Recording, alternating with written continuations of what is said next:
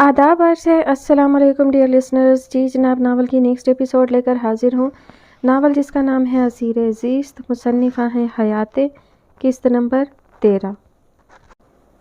वैसे मुझे अब तक यकीन नहीं हो रहा कि तुमने खुद कॉल करके मुझे मिलने के लिए बुलाया है। वो जहाँ ज़ेब हाउस के लान में फ़ारा के साथ बैठा बेयकीनी का शिकार हो रहा था। क्यों, मैं तुमसे मिल नहीं सकती क्या? फ़ारा आज उसके साथ बहुत खुश इखलाक़ी से पेश आ रही थी। नहीं, वो बात नहीं है, तुम आज काफ़ी बदली बदली सी लग रही हो, वो उसे बगौर देखते हुए बोला। हाँ, मैंने सोच लिया है कि हम फिर से दोस्ती कर लें पुरानी बातों को भुलाकर। वो ज़रा संभल कर बोली। हाँ, ये अच्छा ख्याल है, उसने तायद में सर हिलाया। और बताओ, कहाँ होते हो तुम आजकल? काफ़ी दिनों से दिखाई नहीं दिए। वो अपनी कलाई में पहने ब्रेसलेट को घुमाते हुए पूछ रही थी। हाँ, वो मैं कंपनी की तरफ से मिले हुए घर में रह रहा था, मगर अब वापस आ गया हूँ। इतना सब होने के बाद भी शहरोज़ महसूस कर रहा था कि उसके जज्बात फ़ारा के लिए जूं के तूं थे। वो आज भी उसको अपने शहर में मुब्तला किए हुए थी। तुम्हें सुबह ज़ुजा के घर से निकलते देखा था, खैरियत? वो उसे धीरे धीरे अपने मकसद की बात की जानिब ले आई। हाँ, वो मेरी कुछ चीज़ें थी ज़ुजा के पास, वही लेने गया था। वो पहले चौंका मगर फिर संभल कर बोला। मगर ज़ुजा से मैंने पूछा था तो उसने तो मुझे कुछ और बताया था। खैर, अब तुम सच नहीं बताना चाहते तो कोई बात नहीं, वो उसके तासुरात का बगौर जायज़ा लेते हुए बोली। वो सोच में पड़ गया कि उसे तो ज़ुजा ने फ़ारा को यही जवाब देने के लिए कहा था, तो फिर फ़ारा किस जवाब की बात कर रही थी? किधर खो गए? फ़ारा ने आगे बढ़ के उसके चेहरे के सामने चुटकी बजाई। हाँ, कहीं नहीं, वो ख्याल से बाहर आया। मुझे कुछ काम याद आ गया, मैं चलता हूँ। वो फ़ौरन उठ खड़ा हुआ। मगर हमने तो ठीक से बातें भी नहीं की। फ़ारा अभी उसके साथ खड़ी हो गई। मैं तुमसे सुबह मिलता हूँ। फ़ारा को वो एकदम उलझा हुआ सा लगने लगा था। ठीक है, मैं इंतज़ार करूँगी, टेक्स्ट कर देना जब फ्री हो गए, फ़ारा ने कंधे उचकाते हुए कहा। वो सर हिलाता दरवाजे की जानिब बढ़ गया। वो वापस वहीं बैठ गई। उसका शक ठीक निकला था। यकीनन ज़ुजा और शहरोज़ उससे कुछ छुपा रहे थे। ज़ुजा को बेवकूफ़ बनाना मुश्किल था, मगर शहरोज़ को बेवकूफ़ बनाना उसके लिए दुनिया का आसान तरीन काम था। अब वो हर हाल में शहरोज़ के वहाँ जाने की वजह जानना चाहती थी, क्योंकि उसका दिल कह रहा था कि वह वजह उसका मकसद हासिल करने में ज़रूर उसकी मददगार साबित होगी। अब उसे कल की मुलाकात का इंतज़ार था। उसके यकीन था कि वो शहरोज़ से सब कुछ उगलवा लेगी। उसने अपने कुछ सोर्सेज इस्तेमाल किए और मीडिया नुमाइंदगान को ये कहकर वापस भेज दिया कि यूसुफ के उसकी बीवी पर लगाए गए तमाम इल्ज़ामात बेबुनियाद हैं और वो जल्द ही उसके खिलाफ तमाम सबूत मीडिया और पुलिस को फराहम कर देगा। अब सारी बाजी शहरोज़ के हाथों में थी, क्योंकि कुछ भी हो जाता वो हरगिज़ ये बर्दाश्त नहीं कर सकता था कि अहवार अपनी ज़ात पर लगाए गए इन घटिया इल्ज़ामात की तायीद करे। वो अपने कमरे में बेड पर नीम दराज अपनी कनपटियां मसल रहा था जब अहवार कमरे में दाखिल हुई। उसने आहट पे भी आंखें बंद ही रखी। उसके सर में शदीद दर्द हो रहा था। अहवार उसके करीब पड़ी साइड टेबल के पास आई और उसका फ़ोन पकड़कर बेड पर उसके करीब ही बैठ गई। उसने लॉक स्क्रीन को स्वाइप करना ही चाहा था कि कॉल मौसूल होने लगी। Harry calling. उसने स्क्रीन पर एक नज़र डालकर फ़ोन ज़ुजा की तरफ बढ़ा दिया और खुद उठकर बालकनी में चली गई। वो उससे आज के वाक़े के बारे में पूछ रहा था और ज़ुजा बेजारी से उसे तफसील बताने लगा। वो बेबसी से सामने ढलते हुए सूरज को देखते ज़ुजा की बातों को नज़रअंदाज करने की नाकाम कोशिश करने लगी। कुछ देर बाद कॉल मुनक़ता हुई तो वो भी उसके पीछे आ खड़ा हुआ। यहाँ क्यों खड़ी हो? अब वो उसके बराबर आकर रेलिंग को पकड़े झुक गया। मुझे यूसुफ कमाल का नंबर दो। क्या? वो चौंक कर उसे देखने लगा। तुम उसके नंबर का क्या करोगी? उससे बात करूँगी, वो सामने देखते हुए ही जवाब दे रही थी। मैं बात कर रहा हूँ ना तुम्हारी जगह सबसे, तुम्हें किसी के सामने जाने की कोई ज़रूरत नहीं। वो बोलते हुए तल्ख हो गया। अहवार ने उसकी आंखों में देखा। ज़ुजा को पहली बार उसकी पुरकशिश आंखों में खालीपन महसूस हुआ था। फ़िक्र मत करो, सब ठीक हो जाएगा, मैं हमेशा तुम्हारे साथ हूँ अहवार। वो नरम पड़ गया और उसको कंधों से थामकर अपने साथ लगा लिया। कुछ पल यूं ही वो आंखें बंद की उसके सीने के साथ लगी, अपने अंदर उसको अपना फ़ैसला सुनाने की हिम्मत जमा करती रही। फिर वो उससे अलग हो गई। मैंने फ़ैसला कर लिया है, मैं यूसुफ कमाल की बात मान लूँगी, जैसा वो चाहता है वैसा कर दूँगी। वो उससे चंद कदम दूर खड़ी सपाट लहजे में बोली। क्या? वो बुरी तरह चौंक गया। तुम्हारा दिमाग तो ठीक है? हाँ, तुमसे शादी के बाद तुम्हारी बातों में आकर मेरे दिमाग ने काम करना छोड़ दिया था, मगर अब मैं बिल्कुल ठीक हूँ। वो उसको पहले जैसी सर्द महर अहवार लग रही थी, जो हर बात जज्बात से आरी लहजे में करती थी। अहवार, मैं जानता हूँ ये इल्ज़ामात तुम्हारे लिए तकलीफ़ दे हैं, मगर मैं कोशिश कर रहा हूँ। शहरोज़ बहुत जल्द। शहरोज़ कुछ नहीं कर सकता। जो एक निहत्ती लड़की के हाथों यरगमाल बन सकता है, तुम उससे उम्मीद रखते हो कि वो इन हालात में यूसुफ कमाल के ख़िलाफ़ सबूत जमा करके हमें दे देगा? تم شاید بھول رہی ہو کہ تم بھی یوسف کو سزا دلوانے کے لیے اسی پہ بھروسہ کر رہی تھی۔ وہ اب غصے میں آ چکا تھا۔ ہاں کر رہی تھی، مگر تب حالات یہ نہیں تھے۔ مجھے لگا تھا ہم خاموشی سے اپنا کام کر لیں گے اور اسے آسانی سے بے نقاب کر دیں گے۔ ہاں تو اب بھی اس نے وعدہ کیا ہے، وہ ہمارے ساتھ ہے، جلدی یا بدیر ہم کامیاب ہو ہی جائیں گے۔ اور تب تک میڈیا والوں کا اور جو یوسف مجھ پہ کارروائی کروائے گا اس کا کیا حل ہے تمہارے پاس؟ میں کچھ نہ کچھ کر لوں گا، بس تم میرے ساتھ رہو۔ وہ دوبارہ اسے کندھوں سے تھام چکا تھا۔ آئکا آنٹی کو یوسف کمال کے گھر سے نکالنے سے لے کر تم سے شادی کرنے سے پہلے تک میں نے بہت بڑے بڑے کام کیے ہیں جنہیں سوچ کر خود بھی حیرت ہوتی ہے کہ کیا واقعی ان کو کرنے والی میں ہی تھی۔ تب مجھ پہ کوئی بھی مشکل پڑتی تھی تو میں حواس پاکتا ہوئے بغیر فوراً کوئی نہ کوئی حل نکال لیتی تھی۔ وہ اس کی آنکھوں میں دیکھتے ہوئے بول رہی تھی۔ جانتے ہو ایسا کیوں تھا؟ کیونکہ تب میرے پاس کھونے کے لیے کچھ نہیں تھا، میری کوئی دکھتی رگ نہیں تھی، مگر اب تم میری زندگی میں ہو اور میں تمہیں اپنی وجہ سے یوں پریشان نہیں دیکھ سکتی۔ وہ بغور اسے سن رہا تھا۔ ہماری شادی کو 24 گھنٹے بھی مکمل نہیں ہوئے اور میری وجہ سے تمہیں اتنا کچھ برداشت کرنا پڑا۔ آنٹی الگ پریشان ہے، میں اسی وجہ سے تم سے شادی نہیں کرنا چاہتی تھی۔ اب وہ سامنے دیکھنے لگی تھی۔ سورج ڈھل کر اپنے پیچھے افق پر سرخ و سیاہ لکیریں چھوڑ گیا تھا۔ محبت ہم پہ دو طرح اثر انداز ہوتی ہے، یا تو ہمیں کمزور اور بزدل بنا کے ہمارے دل کو خوف سے بھر دیتی ہے، جسے چاہا جائے اسے کھو دینے کا خوف، یا پھر یہ ہمیں بہادر اور مضبوط بنا کے ہمارے دل کو حوصلے سے بھر دیتی ہے، جسے چاہا جائے اس کے لیے سب کچھ قربان کر دینے کا حوصلہ۔ میں نے ہمیشہ تم سے ایسی محبت کی تھی جو میرے دل کو تمہارے لیے اپنا سب کچھ قربان کرنے کا حوصلہ دیتی تھی، کیونکہ تب تم میری دسترس میں نہیں تھے، مگر تمہیں پا لینے کے بعد تمہاری قربت میں چند گھنٹے گزار کے میرا دل خوف سے بھرنے لگا تھا کہ کہیں میں تمہیں کھو نہ دوں، اور میں بزدل بن گئی تھی۔ وہ دوبارہ اس کی آنکھوں میں دیکھنے لگی تھی۔ لیکن تمہیں پریشانی میں دیکھ کر میں واپس پہلے جیسی ہو گئی ہوں، کیونکہ خوف میری فطرت کے خلاف تھا۔ تم اللہ پہ بھروسہ رکھو، میں نے بھی اپنی ساری زندگی اس ایک فکرے پہ یقین کے سہارے گزار دی ہے کہ جب ہماری نیت صاف ہو تو اللہ ہمیں رسوا نہیں ہونے دیتا۔ سب ٹھیک ہو جائے گا، کوئی نہ کوئی حل نکل آئے گا۔ وہ اپنی بات مکمل کر کے اس کے جواب کا انتظار کرنے لگی، مگر وہ خاموشی سے اسے دیکھتا رہا۔ زوجہ کہاں گم ہو گئے؟ وہ اس کا ہاتھ ہلاتے ہوئے اسے اپنی طرف متوجہ کرنے لگی۔ وہ اس کی اتنی لمبی بات سن چکا تھا، مگر اس کی سوئی ایک لفظ پر اٹک گئی تھی۔ محبت۔ تم مجھ سے محبت کرتی ہو؟ وہ کچھ دیر بعد بولا۔ ہاں، اس نے سادہ سے لہجے میں کہا۔ کب سے؟ وہ اس کے قریب آتے ہوئے بولا۔ جب تم پہلی بار ملے تھے۔ اس نے کندھے اچکا دیے۔ تم نے مجھے کبھی بتایا کیوں نہیں؟ وہ اس کو کندھوں سے تھامے اس کی آنکھوں میں دیکھ رہا تھا۔ کیونکہ تب میری نظر میں یہ محبت دیوانے کا خواب تھی، اور اب دیوانے کا خواب سچ ہو گیا ہے۔ پھر بھی تم ایسی حماقت کرنا چاہتی ہو؟ ہاں، مگر کیوں؟ کیونکہ دیوانے کی حقیقت نہیں بدلتی۔ آفس جا کر تم میرے سیکریٹری مشتاق احمد سے مل لینا، وہ تمہیں ہمارے بزنس کی ساری تفصیلات سمجھا دے گا۔ یوسف کمال ناشتہ کرتے ہوئے اسے آفس کا کام سمجھا رہا تھا۔ اوکے، اس نے اس بات میں سر ہلا دیا۔ کیا ہوا، تمہاری طبیعت ٹھیک ہے؟ کچھ پریشان لگ رہے ہو۔ یوسف نے غور کیا کہ وہ ناشتہ کرنے کی بجائے پلیٹ سامنے رکھے خاموشی سے بیٹھا ہوا تھا۔ ٹھیک ہوں۔ میں بس یہ سوچ رہا تھا کہ آپ نے زجا کی بیوی پہ جو الزامات لگائے ہیں، میرے معاملات سے جتنا دور رہو تمہارے لیے اتنا بہتر ہوگا۔ یوسف نے اس کی بات کاٹ کر کڑے لہجے میں اسے تنبیہ کی۔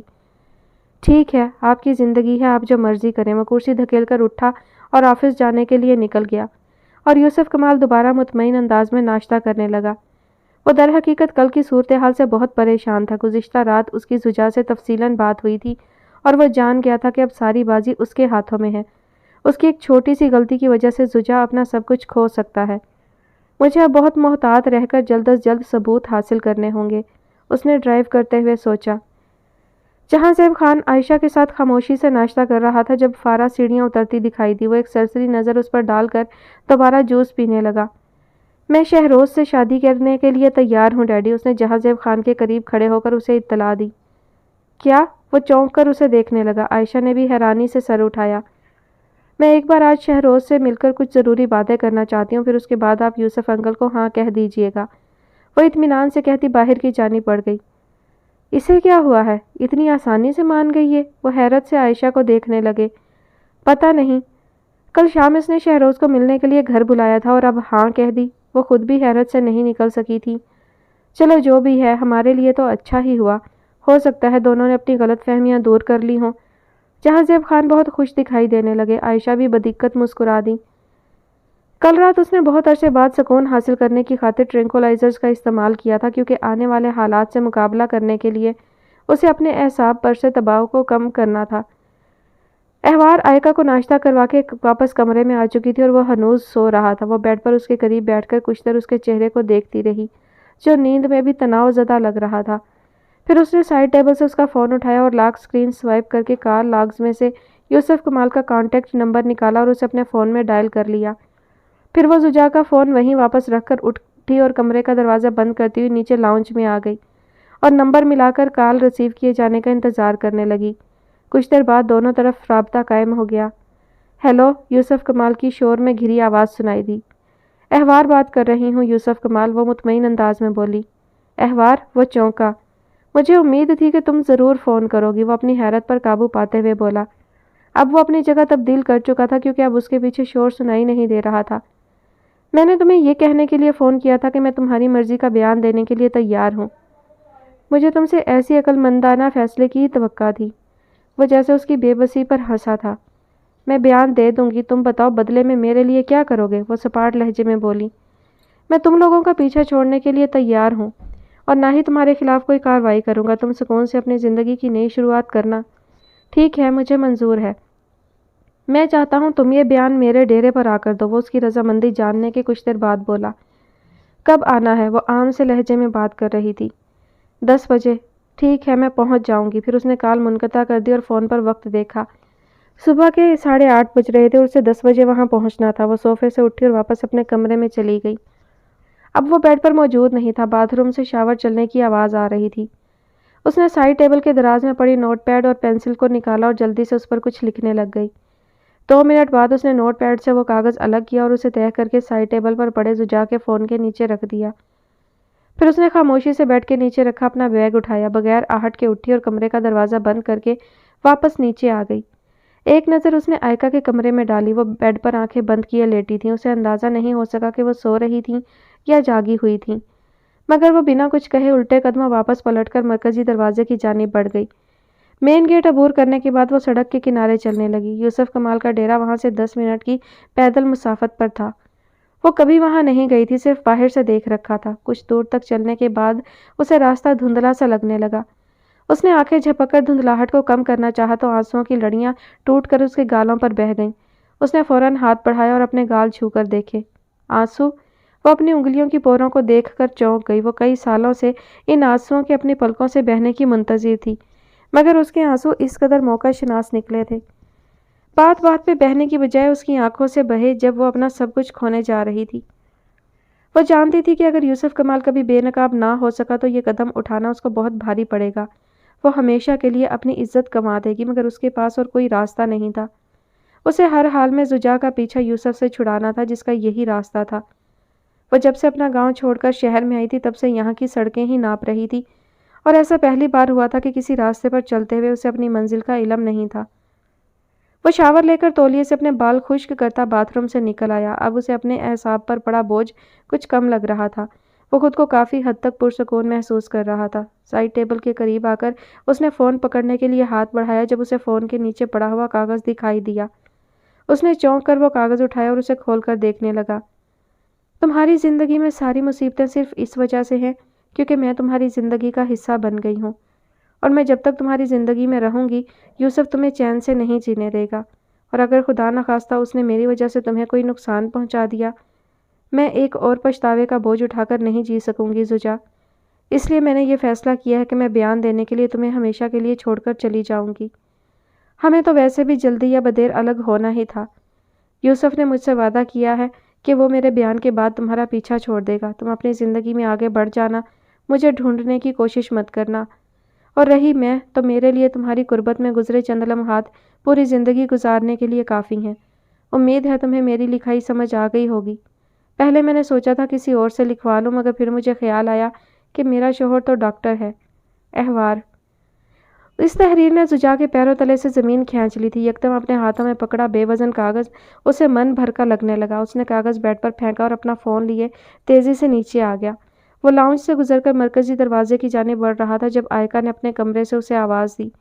وہ اس کی آواز سن کر واپس پلٹا اور کمرے میں داخل ہو گیا۔ جی ممی، وہ اسے احوار کے گھر چھوڑ جانے کے متعلق نہیں بتانا چاہتا تھا، مبادا ان کی طبیعت نہ بگڑ جائے۔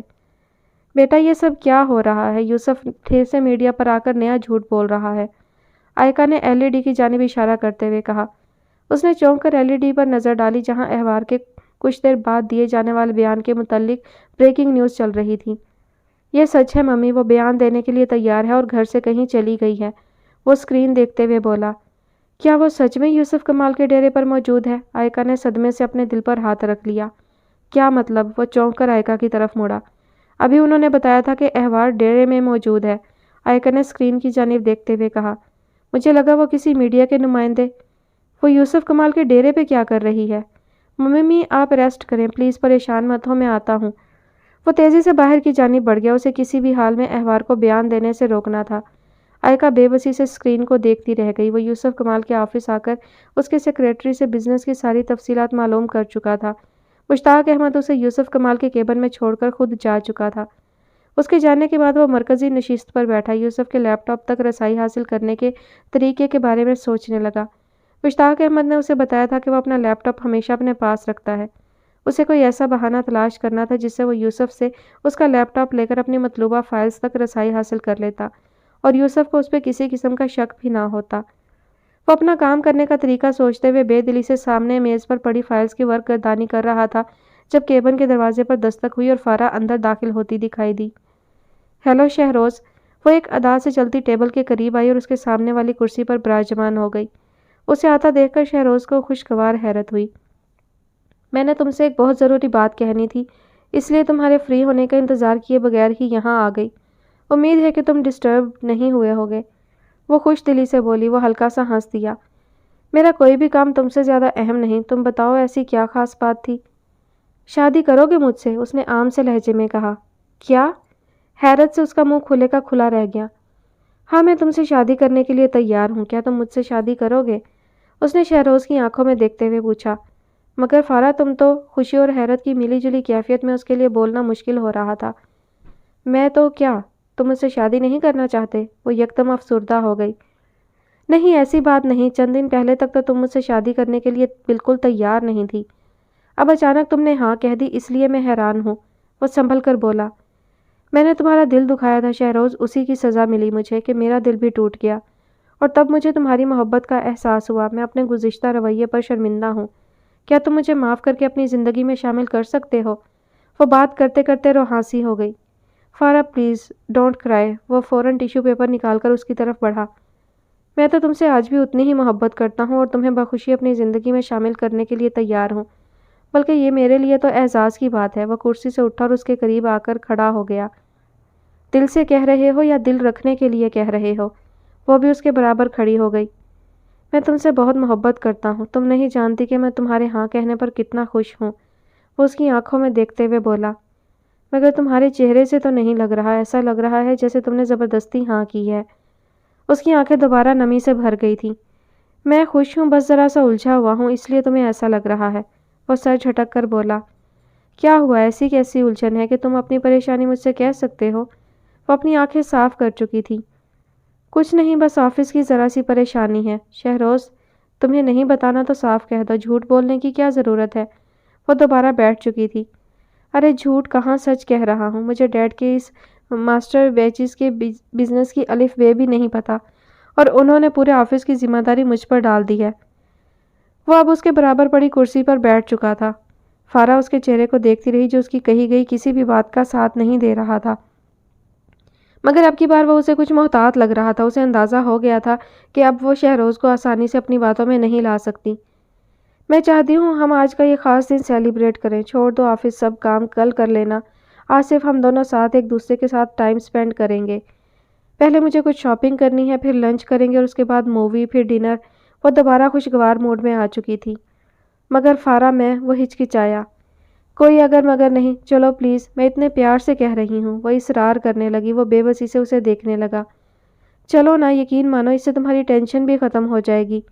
آ جاؤ، میں گاڑی میں تمہارا انتظار کر رہی ہوں۔ وہ یکدم کھڑی ہو گئی اور باہر کی جانب بڑھ گئی۔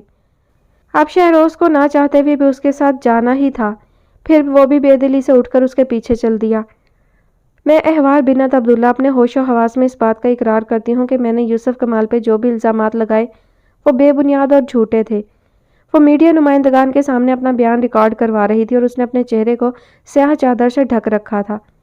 وہ تیزی سے ڈرائیو کرتا ہوا ڈیرے پر پہنچ چکا تھا، مگر دروازے پر موجود یوسف کمال کے آدمیوں نے اسے وہیں پہ روک دیا تھا۔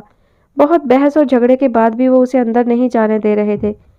پھر وہ بے بسی سے وہیں کھڑا احوار کا انتظار کرنے لگا، کیونکہ اسے اندازہ ہو گیا تھا کہ یوسف کے آدمی کسی صورت بھی اسے اندر داخل نہیں ہونے دیں گے۔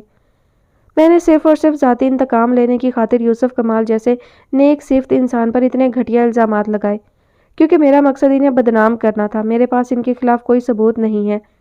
میں اپنے لگائے گئے تمام الزامات واپس لیتی ہوں۔ میں اپنے اس جھوٹ پر آپ سب سے شرمندہ اور معافی کی طلبگار ہوں۔ یوسف کمال نے اسے جو بیان دینے کو کہا تھا وہ اس نے من و عن میڈیا کے سامنے دہرا دیا۔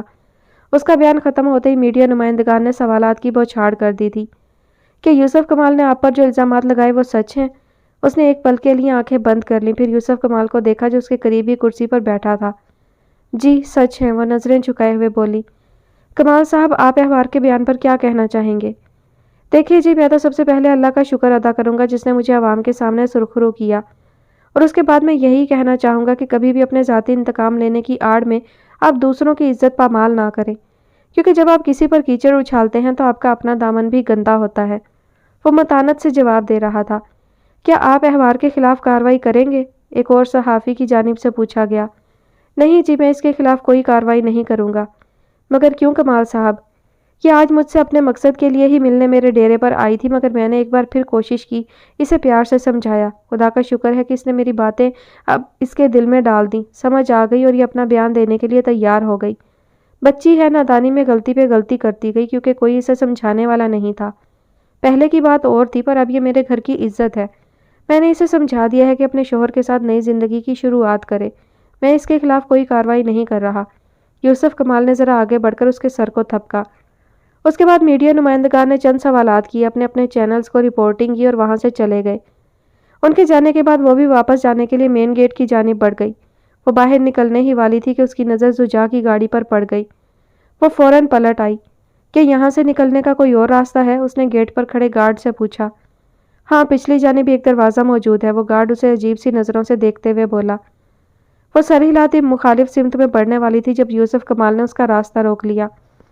تمہارا شکریہ احوار، مجھے تمہارے کسی شکریہ کی ضرورت نہیں، بس تم اپنے وعدے پر قائم رہنا، زجا کو کوئی تکلیف مت دینا، وہ سپاٹ لہجے میں بولی۔ ہاں بالکل قائم رہوں گا، تم بے فکر رہو۔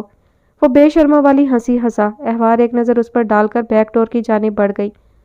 وہ اسے باہر جاتے دیکھتا رہا اور پھر اپنا فون نکال کر حامد رضا کا نمبر ڈائل کرنے لگا۔ وہ یہاں سے نکل گئی ہے، پکڑ کر مار دو اسے، اور ہاں، اس کی موت خودکشی ہی لگنی چاہیے، سمجھے؟ وہ بیک ڈور سے نکل کر ڈیرے کی عقبی گلی میں چلنے لگی جو نسبتاً سنسان تھی۔ اس گلی کی ایک جانب مکانات کے عقبی حصے جبکہ دوسری جانب خالی پلاٹ موجود تھے۔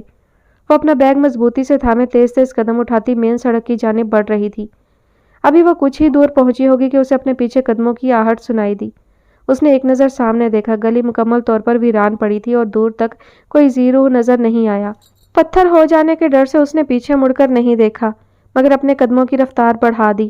اس سے پہلے کہ وہ گلی عبور کر پاتی، کوئی تیزی سے چلتا ہوا اس کے سر پر آ پہنچا تھا۔ یہیں رک جاؤ، اسے اپنے عقب سے آواز سنائی دی، پھر اسے اپنے سر کی پشت پر کچھ چپتا ہوا محسوس ہوا۔ میری طرف مڑ جاؤ۔ وہ آنکھیں بند کیے ہوئے آواز کے تعاقب میں مڑ گئی اور آنکھیں کھول لیں۔ کوئی لمبا چوڑا سوٹڈ بوٹڈ مرد تھا جو اس پر ریوالور تانے کھڑا تھا۔ اسے فوراً یاد آ گیا کہ وہ اسے یوسف کمال کے ڈیرے پر دیکھ چکی تھی۔ واپس چلو اور اس گاڑی میں بیٹھ جاؤ، وہ اس پر ریوالور تاننے ہوئے بولا۔ اس نے گھبرا کر ادھر ادھر دیکھا۔ یہاں تمہاری مدد کے لیے کوئی نہیں آنے والا، اور اگر تم نے شور مچانے کی کوشش کی تو گولی سے تمہارا دماغ اڑا دوں گا، وہ سپاٹ لہجے میں بغیر پلک جھپکے بات کر رہا تھا۔ احوار کو اس کی آنکھوں میں دیکھ کر اندازہ ہو گیا تھا کہ وہ محض اسے ڈرا نہیں رہا، اگر اس نے مزاحمت کرنے کی کوشش کی تو وہ سچ میں اسے گولی مار دے گا۔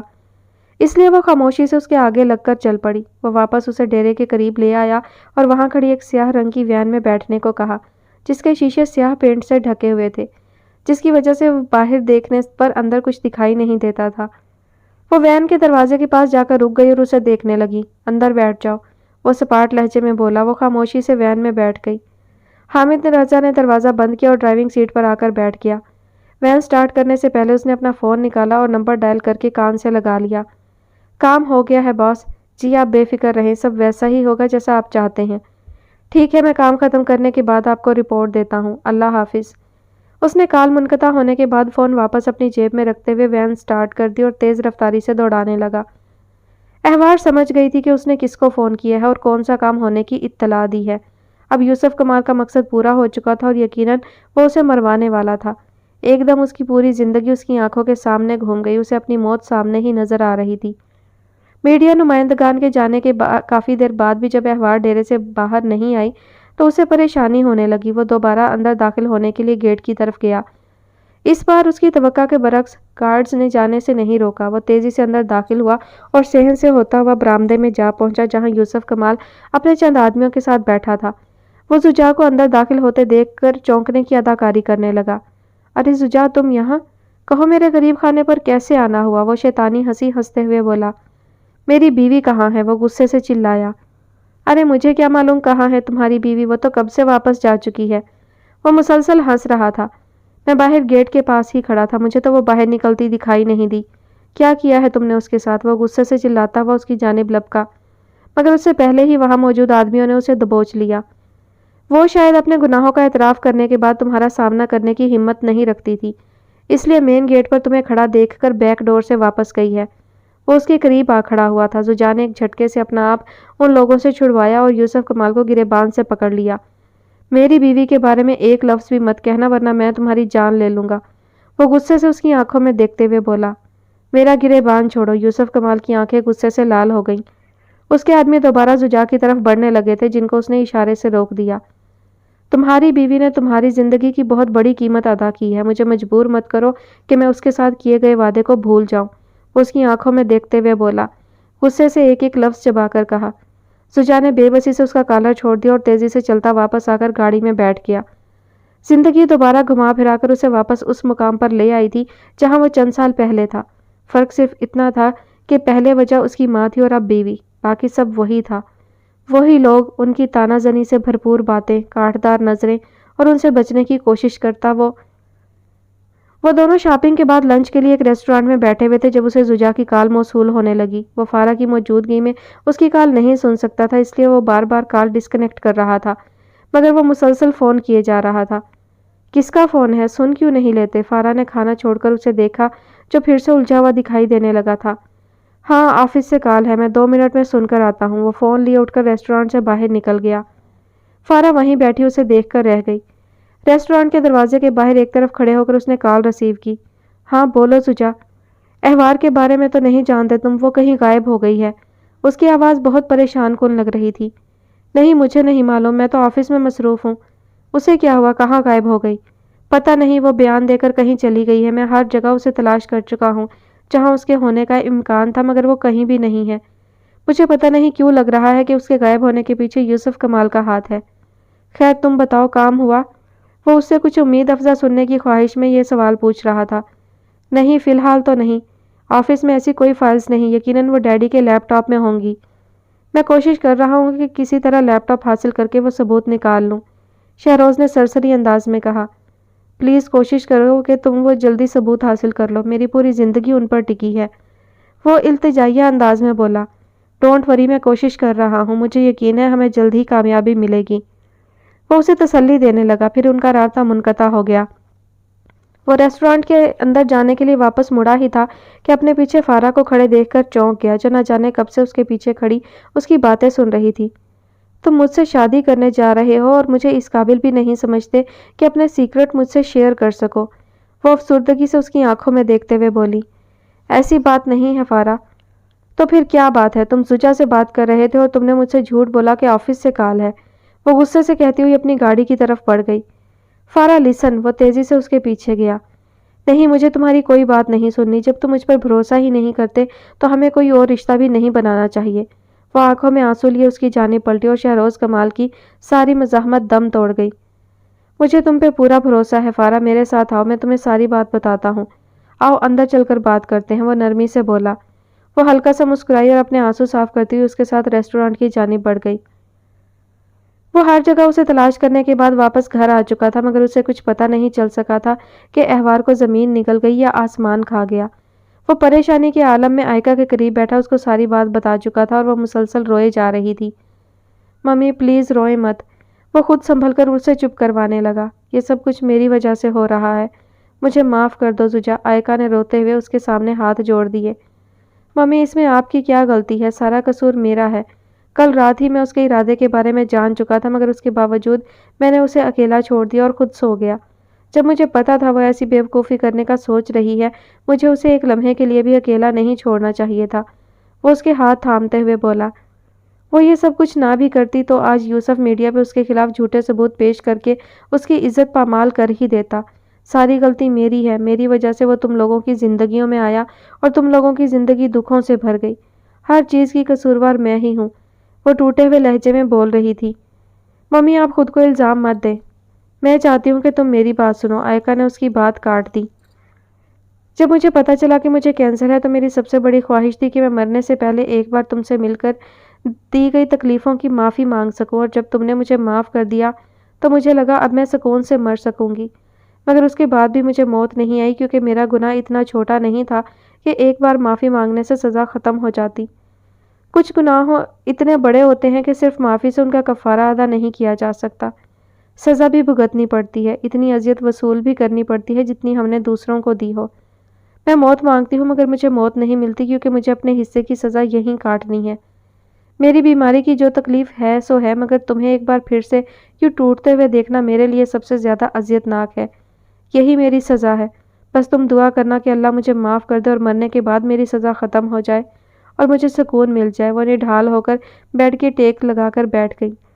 زوجا بے بسی سے انہیں دیکھ کر رہ گیا۔ اسے یوں تکلیف میں دیکھ کر زوجا کے کرب میں مزید اضافہ ہو گیا، مگر وہ ان کی تکلیف کو کم کرنے کے لیے کچھ نہیں کر سکتا تھا۔ کچھ دیر بعد وہ وہاں سے اٹھ کر گھر سے باہر نکل گیا۔ اس کا ارادہ پولیس اسٹیشن جا کر احوال کی گمشدگی کی رپورٹ درج کرانے کا تھا۔ وہ سیاہ وین پچھلے 2 گھنٹے سے سڑک پر تیز رفتاری سے دوڑتی ہوئی اب شہر کے مضافاتی علاقے میں داخل ہو چکی تھی۔ اس نے بیک سیٹ پر بیٹھے ہوئے غیر محسوس انداز میں ذرا سی گردن ترچھی کر کے ایک نظر سامنے دیکھ کر اس علاقے کو پہچانتی تھی۔ یہ وہی علاقہ تھا جہاں وہ چند سال پہلے آئکا کو ساتھ لیے رہی تھی۔ اس علاقے کا اختتام ہونے کے بعد وین مین سڑک سے اتر کر ایک کچے راستے پر مڑ گئی۔ اب وہ دھول مٹی والے راستے پر تیزی سے دوڑ رہی تھی۔ اس کے جسم کے اندر خوف کی ایک لہر دوڑ گئی۔ اس نے دوبارہ ذرا سی گردن ترچھی کر کے سامنے دیکھا۔ کڑکتی دھوپ میں وہ سڑک بالکل سنسان تھی۔ اگر وہ آدمی اسے یہیں مار کر پھینک جاتا تو یقیناً اس کی لاش ملنے میں بھی کم از کم 1 ہفتہ لگ جاتا۔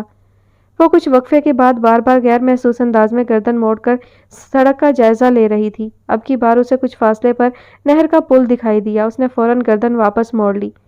یہی ایک موقع تھا اس کے پاس اپنی جان بچانے کی آخری کوشش کرنے کا۔ اس نے اپنی گود میں رکھے بیگ کی زپ آہستگی سے کھولی اور اندر ہاتھ ڈال کر ایک گن نکالی اور اسے اپنی چادر کے نیچے چھپا لیا۔ چند لمحوں بعد وہ ذرا سا اٹھی اور فرنٹ سیٹ کی جانب مڑ گئی۔ حامد رضا مرر کے ذریعے اس کو اٹھتے دیکھ کر چوکنا ہو گیا، مگر اس سے پہلے کہ وہ کچھ کر پاتا اس نے اپنے دوپٹے کے نیچے سے گن نکالی اور ذرا سا آگے جھک کر اس کی کن پٹی پر رکھ دی۔ وہ مرر میں اسے اپنی کن پٹی پر گن تانے دیکھ کر ششدر رہ گیا۔ اصلی ہے اور مجھے چلانی بھی آتی ہے، احوار نے بھی مرر میں دیکھتے ہوئے اس کی آنکھوں میں آئے سوال کا جواب دیا۔ پل کے پاس گاڑی روک دو، وہ سپاٹ لہجے میں بولی۔ حامد رضا نے اس کی بات سن کر ساتھ سیٹ پر پڑے اپنے ریوالور کو دیکھا، مگر احوار نے فوراً اس کی نظروں کے تعاقب میں دیکھا اور جھک کر اس کا ریوالور اٹھا کر پچھلی سیٹ پر رکھ دیا۔ گاڑی روکو ورنہ میں سچ میں تمہیں گولی مار دوں گی، اب کی بار وہ سختی سے بولی۔ حامد نے اس کی آنکھوں میں اتر آئی صفاقی کو دیکھا اور فوراً وین پل کی ایک طرف لے جا کر روک دی۔ تم گاڑی سے نہیں اترو گے اور میرے اترنے کے بعد یہاں سے واپس چلے جاؤ گے، سمجھے؟ اس نے احوار کی بات سن کر اس بات میں سر ہلا دیا۔ وہ ایک ہاتھ سے اس پر بندوق تانے ہوئے دوسرے ہاتھ سے وین کا دروازہ کھولنے کے لیے جھکی۔ وہ اس کی اس ایک پل کی چوک کا فائدہ اٹھاتے ہوئے پھرتی سے فرنٹ سیٹ سے اترا اور پچھلے دروازے کے سامنے آ کھڑا ہوا۔ وہ اس کے اترتے ہی اسے اپنے قابو میں کرنے کا ارادہ رکھتا تھا، مگر احوار اس کو حرکت کرتے دیکھ چکی تھی اور فوراً اس نے خود کو اس صورتحال سے نمٹنے کے لیے تیار کر لیا۔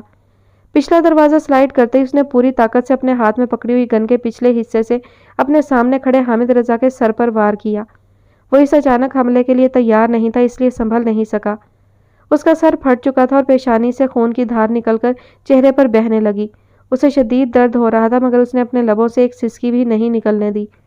احوار نے موقع کا فائدہ اٹھایا اور وہاں سے بھاگ نکلی۔ وہ سڑک اب بھی بالکل سنسان تھی۔ کچھ سیکنڈز لگے تھے اسے سنبھلنے میں، پھر اس نے اپنے چہرے پر آیا ہوا خون بازو کی پشت سے صاف کیا اور اسے دیکھا جو چند لمحوں میں ہی بھاگتی ہوئی اس سے کافی دور جا چکی تھی۔ اس نے وین میں پڑا ریوالور اٹھایا اور اس کے پیچھے بھاگنے لگا۔ وہ تیزی سے بھاگتی ہوئی پل پار کرنے کے بعد نہر کے ساتھ جاتے کچے راستے کی جانب مڑ گئی تھی، جس کی دوسری جانب گھنے درخت لگے ہوئے تھے اور اس دوسری جانب کی زمین نشیبی علاقہ تھی۔